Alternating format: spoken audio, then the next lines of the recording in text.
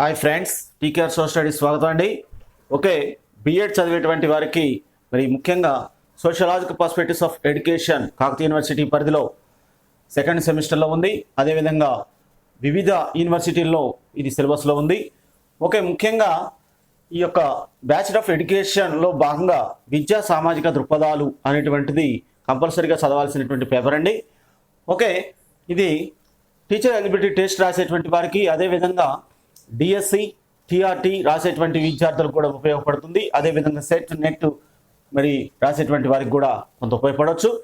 Okay, మరి విద్యా సరళీకరణ లాభాల గురించి తెలుసుకున్నాం ఫ్రెండ్స్. అసలు సరళీకరణ అంటే ఏంటి అంటే ఏం లేదండి, పౌరుల శ్రేయస్సు కోసం ఏర్పాటు చేసుకున్నటువంటి విషయాలను అదే పౌరుల శ్రేయస్సు కోసం సవరించబడిన సడలించిన అంశాలే ఈ యొక్క సరళీకరణ అంశాలు. అంటే మార్పుకు గురి కావాలి ఎప్పటికప్పుడు. మరి మరి పరిస్థితులకు అనుకూలంగా మార్చుకోవాల్సిన అవసరాలు ఉంటాయి. ఏదైనా ఫర్ ఎగ్జాంపుల్ భారత రాజ్యాంగం రాసుకున్నప్పటి నుంచి దగ్గర సుమారు 100కు పైగా రాజ్యాంగ సవరణలు చేసుకున్నాం ఫ్రెండ్స్. అంటే ఇక్కడ విషయం ఏంటంటే సరళీకరణ అనేటువంటిది చాలా ముఖ్యం. అదేవిధంగా ఈ విద్యా వ్యవస్థలో విద్యా రంగంలో మరి ఎప్పటికప్పుడు మారుతున్నటువంటి పరిస్థితులకు అనుగుణంగా మరి చాలా మార్పులు చేయాల్సిన అవసరం ఉంది. కాబట్టి ముఖ్యంగా మరి విద్యా ప్రమాణాలు కావచ్చు, విద్యా రంగంలో కావచ్చు, అదేవిధంగా విద్యాభివృద్ధికి కావచ్చు, అదేవిధంగా వృత్తి విద్యా సాంకేతిక విద్యా రంగాల్లో వస్తున్నటువంటి మార్పులకు కావచ్చు, మరి ముఖ్యంగా అభిరుచికి అనుగుణంగా జరిగేటువంటి విద్య పరంగా కావచ్చు, ముఖ్యంగా మరి అందరూ విద్యావంతులు చేయాలి అంటే ఏం చేయాలండి, కంపల్సరిగా మార్పులు తీసుకురావాల్సిన అవసరం ఉంది, సరళీకరణ చేయాల్సిన అవసరం ఉంది. 1995లో మరి భారతదేశ ప్రభుత్వం వివిధ దేశాలతోటి ఒప్పందాలు చేసుకోవడం అనేటువంటిది కూడా జరిగింది. అంటే ఇక్కడ ముఖ్యంగా మరి విద్యను సరళీకరణం చేయాల్సిన అవసరం ఉంది, లిబరలైజేషన్ చేయాల్సిన అవసరం అనేది ఉంది అని చెప్పారు. అదేవిధంగా మరి విద్య అందరికీ అందాలంటే కంపల్సరీగా సరళీకరణ అనేటువంటిది అవసరం. ఈ సరళీకరణ వల్ల కొన్ని లాభాలు ఉన్నాయి. మరి ఏంటి అనేటువంటి చూద్దాం. అదేవిధంగా అప్పుడు ఉన్నటువంటి మరి భారతదేశ ప్రధానమంత్రి అయినటువంటి పివి నరసింహరావు గారు కావచ్చు, అప్పుడున్నటువంటి ఆర్థిక శాఖ మంత్రి అయినటువంటి డాక్టర్ మన్మోహన్ సింగ్ గారు కావచ్చు, ఈ యొక్క ప్రక్రియకు మరి తెరదీయటం అనేటువంటిది జరిగింది. ఈ విషయాన్ని వెలుగులోకి తీసుకురావడం అనేటువంటిది జరిగింది ఈ మహనీయులు. ఓకే, దీనివల్ల చాలా లాభాలు ఉన్నాయి విద్యను సరళీకరణ చేయటం వల్ల. అంటే విద్య అంటే గుణాత్మక విద్యను అందరికీ అందించాలంటే కంపల్సరిగా విద్యా వ్యవస్థను మరి వస్తున్నటువంటి మార్పులకు అనుగుణంగా సరళీకరణ సవరించాల్సిన అవసరం ఉంది అనేటువంటిది ఆ మేధావులు గుర్తించారు. కాబట్టి మరి ఇది సరళీకరణ అనేటువంటి విషయాన్ని మనం అర్థం చేసుకోవచ్చు ఫ్రెండ్స్. ఓకే ఓకే వీడియోలోకి వెళ్ళిపోదాం. విద్యా సరళీకరణ లాభాలు. ఓకే, ఫస్ట్ పాయింట్ చూడండి. విద్యా ప్రమాణాలు పెరగటం వల్ల అంతర్జాతీయంగా ఉపాధి ఉద్యోగ అవకాశాలు మెరుగుపడతాయండి. ఓకే, విద్యా ప్రమాణాలు ఎప్పుడైతే పెరుగుతాయో మరి అప్పుడు ఏం జరుగుతుంది, అంతర్జాతీయంగా మరి ఉపాధి కావచ్చు, ఉద్యోగ అవకాశాలు కావచ్చు మెరుగుపడడానికి అవకాశం అనేటువంటిది ఉంటుంది. ఎందుకంటే మరి మన విద్యార్థులు విదేశీ యూనివర్సిటీలో చదువుకుంటే మనకేమి రాదు. కాబట్టి విదేశీ యూనివర్సిటీలకు ధీటుగా మరి చాలా వరకు సమాధానం చెప్పాల్సిన అవసరం అనేది ఉంటుంది. కాబట్టి ముఖ్యంగా భారతదేశ యూనివర్సిటీలు కూడా, భారతదేశ విశ్వవిద్యాలయాలు కూడా చాలా డెవలప్ చేయాల్సిన అవసరం అనేది ఉంది. కాబట్టి విద్యా ప్రమాణాలు పెరగటం వల్ల అంతర్జాతీయంగా ఉపాధి ఉద్యోగ అవకాశాలు కూడా మెరుగుపడటం అనేటువంటి జరుగుతుందండి. అదేవిధంగా సెకండ్ పాయింట్ చూద్దాం. విద్యారంగంలో పోటీ కారణంగా గుణాత్మక విద్య విద్యార్థులకు లభిస్తుంది.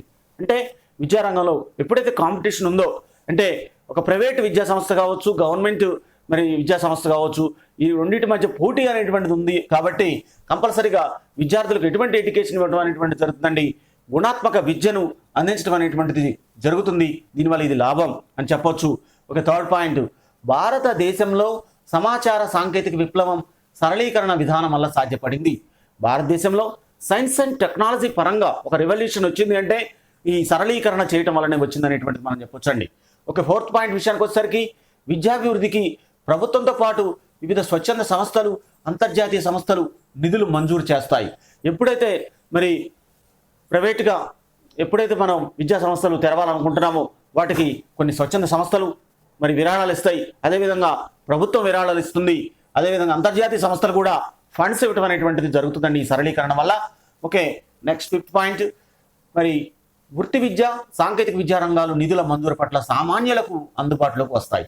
అంటే ప్రొఫెషనల్ ఎడ్యుకేషన్ కావచ్చు, అదేవిధంగా మరి ముఖ్యంగా ఇక్కడ బీటెక్ కోర్సెస్ కావచ్చు, అంటే ఇంజనీరింగ్ కోర్సెస్ కావచ్చు, పాలిటెక్నిక్ కావచ్చు, సాంకేతిక విద్యా రంగాలు అనేటువంటి వాటికి కూడా మరి నిధులు అనేటువంటిది మరి ముఖ్యంగా మంజూరు పట్ల కూడా సామాన్యులకు కూడా అందుబాటులోకి రావడం అనేటువంటిది జరుగుతుంది ఫ్రెండ్స్. ఓకే, అందరికీ ప్రొఫెషనల్ ఎడ్యుకేషన్ కావచ్చు, మరి ఇంజనీరింగ్ సంబంధించినటువంటి ఎడ్యుకేషన్ కావచ్చు, ఇవన్నీ కూడా అందరికీ అందుబాటులోకి రావడం అనేటువంటి జరుగుతుంది సరళీకరణ వల్ల. ఎందుకంటే గవర్నమెంట్ కాలేజెస్ ఉంటే ఓన్లీ గవర్నమెంట్ కాలేజెస్లో సీట్లు తక్కువ ఉంటాయి, అదేవిధంగా ప్రైవేట్ కాలేజెస్ ఎక్కువ రావడం వల్ల మరి సీట్లు పెరుగుతుంటాయి.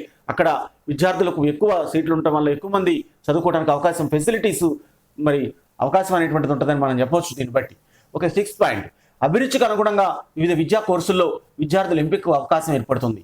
మరి విద్యార్థులలో అభిరుచి అనేక రకాలుగా ఉంటుంది, ఒక్కొక్కళ్ళు ఒక్కొక్క అభిరుచి ఉంటుంది. వివిధ విద్యా కోర్సులు ఉంటాయి, అది బిఎడ్ కోర్సా లేకపోతే డిఎడ్ కోర్సా, ఎంఎడ్ కోర్సా, మరి రకరకాలైనటువంటి కోర్సెస్ మరి వాళ్ళు చేయాలి అనేటువంటిది ఆలోచన ఉంటుంది. వాళ్ళ అభిరుచికి అనుగుణంగా విద్యార్థులు సెలెక్ట్ చేసుకోవడానికి, ఎంపిక చేసుకోవడానికి అవకాశం ఉంటుంది అని మనం చెప్పవచ్చు ఈ యొక్క సరళీకరణ వల్ల. ఓకే, అదేవిధంగా 7th పాయింట్, ప్రభుత్వంపై ఆర్థిక భారం తగ్గి ఆ నిధులను ప్రజలకు కావలసిన మౌలిక సదుపాయాల కల్పనకు వినియోగించవచ్చు. అంటే ఈ యొక్క సరళీకరణ వల్ల ప్రభుత్వంపై కూడా ఆర్థిక భారం అనేటువంటిది తగ్గిపోతుంది. ఎందుకంటే ప్రైవేట్ పరం చేయడం వల్ల చాలా వరకు మరి ప్రైవేటు వాళ్ళు భాగస్వామ్యం కూడా పెరుగుతుంది. కాబట్టి ఇక్కడ మరి ముఖ్యంగా ఆ నిధులు అనేటువంటివి ప్రభుత్వం ఖర్చు చేయకుండా ఆ నిధులను మౌలిక సదుపాయాలు మరి ఏదైనా సరే ముఖ్యమైనటువంటి సదుపాయాల కోసం ఆ నిధులను మళ్లించుకోవడానికి కూడా సోర్సెస్ ఉన్నాయండి. ఎప్పుడైతే ప్రైవేట్ పరం చేశామో అది చాలా వరకు గవర్నమెంట్కి బెనిఫిట్గా ఉండటం అనేటువంటిది జరుగుతుంది friends. Okay, next 8th point, అందరూ విద్యావంతులు అవ్వటం వల్ల దేశం త్వరగా పురోగమిస్తుంది. ఎప్పుడైతే దేశంలో అందరూ కూడా అక్షరాస్యులు అవుతారో, అందరూ కూడా చదువుకొని విద్యావంతులు అవుతారో, అప్పుడు ఆ దేశం ముందుకు పోవటం అనేటువంటిది జరుగుతుంది. భారతదేశం అభివృద్ధి చెందుతున్న దేశం అని ఎన్ని సంవత్సరాలు చదువుకుంటాం ఇంకా అనేటువంటిది మనం చెప్పుకోవచ్చు. అంటే భారతదేశం అభివృద్ధి చెందిన దేశం కావాలంటే అందరూ కూడా అక్షరాస్యులు కావాల్సినట్టు, విద్యావంతులు కావాల్సినట్టు అవసరం ఉందండి. ఫర్ ఎగ్జాంపుల్ దక్షిణ కొరియా 90% అబోవ్ మరి అక్కడ విద్యావంతులు ఉన్నారు. అంటే ఇక్కడ అందరూ విద్యావంతులు అవటం వల్ల దేశం త్వరగా పురోగమిస్తుందంటే విద్యను సరళీకరణ చేయటం వల్ల వివిధ మరి కోర్సులను ప్రభుత్వ పరం, ప్రైవేట్ రంగం ఈ రెండిట్లలో పెట్టడం వల్ల కూడా చాలా వరకు మరి అందరు విద్యావంతులు చేయటం అనేటువంటిది జరుగుతుంది. దీనివల్ల దేశం ముందుకు పోవటం అనేటువంటిది, దేశం డెవలప్ కావటం అనేటువంటిది జరుగుతుందని మనం చెప్పొచ్చు. ఓకే, ప్రజల మధ్య వ్యత్యాసాలు కూడా తగ్గుతాయి. ప్రజల మధ్య నువ్వు గొప్ప నేను తక్కువ అనేటువంటి భేదభావాలు లేకుండా చాలా వరకు ప్రజల మధ్య కూడా వ్యత్యాసాలు అనేటువంటివి కూడా తగ్గటం అనేటువంటిది జరుగుతుందండి. ప్రజల మధ్య వ్యత్యాసాలు అనేటువంటివి కూడా తగ్గుతాయి. ఓకే, నెక్స్ట్ 10th పాయింట్, విద్యావంతులైనటువంటి నిరుద్యోగులు విద్యా సంస్థలను స్థాపించి తమతో పాటు మరికొందరికి ఉపాధి అవకాశాలు కల్పించవచ్చు. విద్యావంతులయ్యారు, వారు చాలా వరకు బాగా చదువుకున్నారు, వారికి కొంత అమౌంట్ ఉంది, వారికి కొంత డబ్బులు ఉన్నాయి వాళ్ళు, కాబట్టి కొన్ని విద్యా సంస్థలను కూడా ఏర్పాటు చేయొచ్చు. ఫర్ ఎగ్జాంపుల్ బీఎడ్ చేశారు, బీఎడ్ చేసిన తర్వాత ఒక మరి స్కూల్ ఏర్పాటు చేసుకోవచ్చు. ఆ స్కూల్లో కొంతమంది టీచర్స్కి ఉపాధి కల్పించినటువంటి వారు అవుతారనేటువంటిది మనం చెప్పవచ్చు. ఈ సరళీకరణ వల్ల ఇవన్నీ కూడా సాధ్యం అవుతాయి. ఓకే, అదేవిధంగా 11th పాయింట్, విద్య అభ్యసించాలనేటువంటి యువకులకు బ్యాంకుల ద్వారా రుణ సదుపాయం పొంది ఉన్నత సాంకేతిక విద్యా కళాశాలలో చేరేటువంటి అవకాశం కూడా లభిస్తుంది. ఎప్పుడైతే విద్యను సరళీకరణం చేయడం అనేటువంటిది జరిగిందో ఇక్కడ చాలా వరకు మరి విద్యార్థులకు, పేద విద్యార్థులకు కావచ్చు, ముఖ్యంగా పేద విద్యార్థులకు కావచ్చు, బ్యాంకుల ద్వారాగా అదేవిధంగా మరి రుణ సదుపాయాలకు కూడా ఇవ్వటం అనేటువంటి జరుగుతుంది. అది ఉన్నతమైనటువంటి కోర్సు కావచ్చు, లేకపోతే మరి సైంటిఫిక్ అంటే సైన్స్ అండ్ టెక్నాలజీ పరంగా, అదేవిధంగా ముఖ్యంగా ఏఐసిటి అనుమతించేటువంటి ఇంజనీరింగ్ కాలేజెస్ కావచ్చు, అదేవిధంగా పాలిటెక్నిక్ కాలేజెస్ కావచ్చు, మరి వాటిలో కూడా చేరేటువంటి అవకాశం అనేటువంటిది ఉంటుంది పేద విద్యార్థులకు. ఓకే, ఇదంతా కూడా విద్యా సరళీకరణ లాభాలు. ఫస్ట్ పాయింట్, విద్యా ప్రమాణాలు పెరగటం వల్ల అంతర్జాతీయంగా ఉపాధి, ఉద్యోగ అవకాశాలు మెరుగుపడతాయి. ఓకే, సెకండ్ పాయింట్, విద్యారంగంలో పోటీ కారణంగా గుణాత్మక విద్య విద్యార్థులకు లభిస్తుంది. థర్డ్ పాయింట్, భారతదేశంలో సమాచార సాంకేతిక విప్లవం సరళీకరణ విధానం వల్ల సాధ్యపడింది. ఓకే, ఫోర్త్ పాయింట్, విద్యాభివృద్ధికి ప్రభుత్వంతో పాటు వివిధ స్వచ్ఛంద సంస్థలు, అంతర్జాతీయ సంస్థలు నిధులు మంజూరు చేస్తాయి. ఒక ఫిఫ్త్ పాయింట్, వృత్తి విద్య, సాంకేతిక విద్యా రంగాలు నిధుల మంజూరు పట్ల సామాన్యులకు అందుబాటులోకి వస్తాయి. సిక్స్త్ పాయింట్, అభిరుచికి అనుగుణంగా వివిధ విద్యా కోర్సుల్లో విద్యార్థుల ఎంపికకు అవకాశం ఏర్పడుతుంది.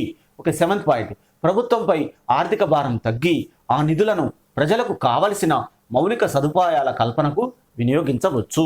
ఒక 8th పాయింట్, అందరూ విద్యావంతులు అవ్వటం వల్ల దేశం త్వరగా పురోగమిస్తుంది. 9th పాయింట్, ప్రజల మధ్య వ్యత్యాసాలు తగ్గుతాయి. 10th పాయింట్, విద్యావంతులైనటువంటి నిరుద్యోగులు విద్యా సంస్థలను స్థాపించి తమతో పాటు మరికొందరికి ఉపాధి అవకాశాలు కల్పించవచ్చు. లాస్ట్ పాయింట్, విద్య అభ్యసించాలనేటువంటి యువకులకు బ్యాంకుల ద్వారా రుణ సదుపాయం పొంది ఉన్నత సాంకేతిక విద్యా కళాశాలలో చేరేటువంటి అవకాశం లభిస్తుంది. Okay, thank you for watching friends.